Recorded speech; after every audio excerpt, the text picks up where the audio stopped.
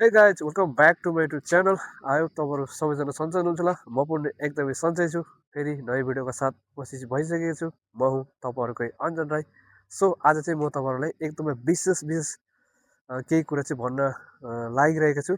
So यो video चाहिँ सबैजनाले अन्तिमसम्म हेरेर साथ सपोर्ट गरिदिनु र यो भिडियोलाई सक्दो सेयर गरेर सबैजनाको सामु पुऱ्याइदिनु होला म भन्न चाहन्छु। किनभने आज चाहिँ म एकदमै मलेसिया आउनु हुने दाजुभाइ दिदीबहिनीहरूको लागि एकदमै महत्त्व कुरा चाहिँ म यो भिडियोमा चाहिँ भन्न गइरहेको छु। यो मेरो भ्लग मार्फत मेन कुरा भनेको म आफूले जानेको कुरा चाहिँ तपाईँहरूको सामु मैले सेयर गर्न गइरहेको छु। यो भिडियो चाहिँ सबैजनाले अन्तिमसम्म हेरेर सबै सामु सेयर गरेर सबैको सामु पुऱ्याइदिनु होला भन्न चाहन्छु। सो यो कम्पनी चाहिँ प्लान्टेस कम्पनी हो। म आएको कम्पनी भनेको चाहिँ इनासी कम्पनी हो। उता पर्छ त्यो कम्पनी चाहिँ। मैले काम गर्ने कम्पनी चाहिँ यो हो, प्लान्टेस कम्पनी। यो दोस्रो यसकै शाखा हो। सो त्योभित्र चाहिँ मैले कस्तो काम गर्नुपर्छ भन्दाखेरि सबै एकैचोटि रेडिमेड खाने चिजहरू बन्छ। सो त्यो चाहिँ मैले योभित्र प्याक गर्नुपर्छ होइन, सरर प्याक गर्नुपर्छ मैले। सो एक दिनमा चाहिँ मैले कम्तीमा पनि 300-400 प्याक गर्नुपर्छ दुईजनाले है। 8 घन्टा ड्युटी हो। बिहान 8 बजीदेखि बेलुका 5 बजीसम्म हो ड्युटी चाहिँ होइन। तर त्यो कामभित्र कस्तो काम गर्नुपर्छ त्यो मलाई मात्र थाहा छ। किनभने 8 घन्टा ड्युटी भनेर तपाईँहरू एकदमै के 8 घन्टा काम भनेको नर्मल काम हो, छोटो टाइम हो भनेर फुरुक्क नआउनु होला। किनभने 8 घन्टा ड्युटीमा 12 घन्टाको ड्युटी गरे जस्तो काम 8 घन्टाभित्र गर्नुपर्छ। सो त्यही भएर चाहिँ मैले यो भिडियो बनाएको। सो अर्को कुरा भनेको चाहिँ के छ भन्दाखेरि मलेसिया अहिले आउनको लागि नेपाल सरकारले बन्द गरेको छ भन्ने कुरा चाहिँ यहाँ पनि सुनेको छौँ हामीले। तर त्यो छ कि छैन त्यो त थाहा छैन। र पनि कतिपय त एजेन्टले त्यत्तिकै कसरी चाहिँ नै के कति पैसा खाएर चाहिँ नै मलेसिया पठाइराखेको छ भन्ने कुरा पनि हामीले सुनेको छौँ। तर त्यसरी नआउनु होला। पछि खोलेर यदि खुल्यो भने त्यतिखेर आउन चाहन्छु भने म तपाईँहरूलाई के भन्न चाहन्छु भने एकदमै ध्यान दिएर आउनु होला। किनभने अहिले बेसिक भनेको मलेसियाको 1700 रुपियाँ बेसिक हो।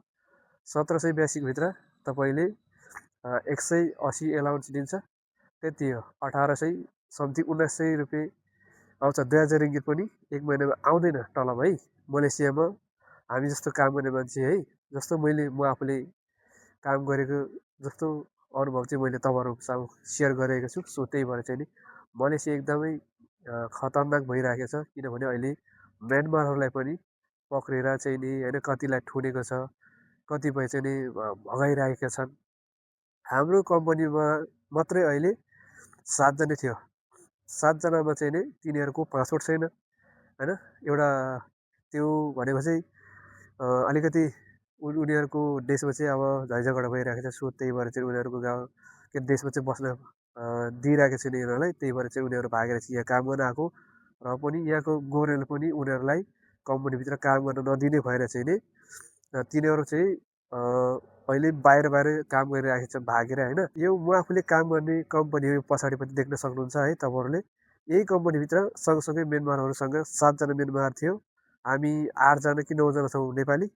7 जना म्यानमार थियो। तिनीहरूलाई पनि बोसले निकालिदिएर अस्तिको महिनादेखि अहिलेको 7को महिना 6को महिना लास्टदेखि निकालिदिएर उनीहरूलाई काम दिएन होइन। उनीहरू अब जस्तो अब बिहे नगर्ने मान्छे त ठिकै छ, जहाँ गए पनि जे गरे पनि ठिकै छ, केही फरक पर्दैन। र एउटा कुरो म के भन्न चाहन्छु भने हामी जस्तो फ्यामिली भएको मान्छेलाई गाह्रो हुन्छ होइन। पासपोर्ट नहुने मान्छेलाई अझ झन् गाह्रो छ। अहिले यहाँको इमिग्रेसनहरूले चाहिँ नि पक्रेछ। नेपाली होस् कि बङ्गाली होस् कि अथवा म्यानमार हो कि जो कसै हो कि अब पासपोर्ट नहुने मान्छेलाई चाहिँ पक्रेछ। सो त्यही भएर चाहिँ एकदमै गाह्रो छ होइन। म चाहिँ के भन्न चाहन्छु भने तपाईँहरूलाई होइन एकदमै विचार गरेर आउनु होला। अहिले चाहिँ हाम्रो कम्पनीमा 7 जना थियो म्यानमार। त्योभित्र चाहिँ नि 4 जनालाई निकालेर अहिले 3 जना मात्रै छ।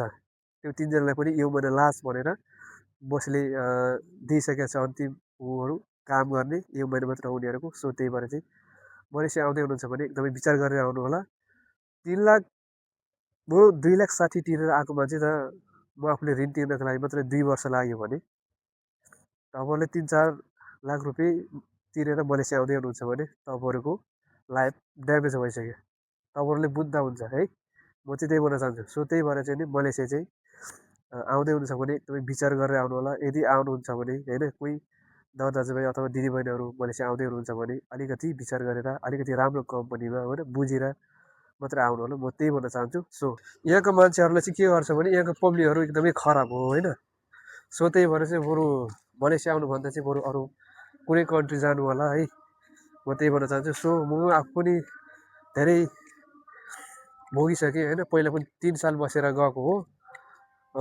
त्यस्तै 17-18तिर म नेपाल फर्किसकेको थिएँ पहिला पनि। सो अहिले पनि म एकचोटि जान्छु भनेर चाहिँ नि आएको थिएँ। तर मेरै मान्छे यही थियो कि यही कम्पनीमा होइन। मेरै कम्पनीमा यही कम्पनीमा मेरो मान्छे थियो आफ्नै सोल्टाको मार्फतबाट चाहिँ मैले आएको थिएँ। मेरो सोल्टाले भन्नुभएको थियो त्यतिखेर म नेपाल बस्दाखेरि, सोल्टा आउनुहोस् राम्रै काम छ, काम पनि हल्का छ भनेर भन्यो होइन। म काम त ठिकै होला भनेर म आएँ र त्यस पछाडि अब ओटी चल्छ, 1 घन्टा डेली ओटी चल्छ, महिनामा 2100-2200 आउँछ भनेर चाहिँ नि सोल्टाले भन्यो। म आएँ होइन। र आइसकेपछि मलाई थाहा भयो कि मैले त समथिङ 2 वर्ष त काम गरेँ, मैले 1800मै काम गरेँ त्यत्तिकै के 1800मै काम गरेँ। 1800 काम गरेपछि अब कोही कसैसँग झगडा गरेर पनि त्यो बढाइदिने पनि होइन। अब ओटी सोटी नचलेपछि गाह्रो हुन्छ। सो त्यही भएर चाहिँ कोही नेपाली दाजुभाइ दिदीबहिनीहरू मलेसिया आउँदै हुनुहुन्छ भने एकदमै विचार गरेर मात्रै आउनु होला। सो त्यही भन्न चाहन्छु। आजको मेरो भिडियो चाहिँ यत्तिकै रहन्छ। यो भिडियो चाहिँ सबैजनाले सेयर गरेर नेपाली दाजुभाइहरूको सामु सक्दो पुर्याउने कोसिस गर्नु होला सबैजनाले, जसले यो मेरो भिडियोलाई हेर्नुहुन्छ है। सो त्यही हो, मलेसिया आएर चाहिँ नि करोडौँ कमाउँछु, लाखौँ कमाउँछु र मेरो भविष्यलाई चाहिँ नि 1-2 साल पनि चट्टै बनाएर चाहिँ म फर्किन्छु भनेर चाहिँ नि नसोच्दा हुन्छ। मलेसिया त्यति सजिलो छैन है। यहाँको पब्लिक पनि एकदमै खराब छ एउटा कुरा भनेको। दोस्रो भनेको अब मैले भनिसकेँ अघि नै 8 घन्टा काम गर्नुपर्छ, ड्युटी 8 घन्टा, तर 12 घन्टा ड्युटी गरे जस्तो हुन्छ। मैले भोगेको कुरा तपाईँहरूको सामु सेयर गरेको हो। उभिएर काम गर्नुपर्छ। म आफूले चाहिँ यो कम्पनीभित्र पुरै उभिएर काम गर्नुपर्छ है। उभिएर काम गर्नुपर्छ, दिनभरि उभिएरै प्याकिङ गर्नुपर्छ। सो त्यही भएर चाहिँ अलिकति आउने बेलामा चाहिँ विचार गरेर आउनु होला, बुझेर आउनु होला, अलिकति राम्रो कम्पनीमै आउनु होला। म त्यही भन्न चाहन्छु। हस् त, थ्याङ्क यू, धन्यवाद सबैजनालाई।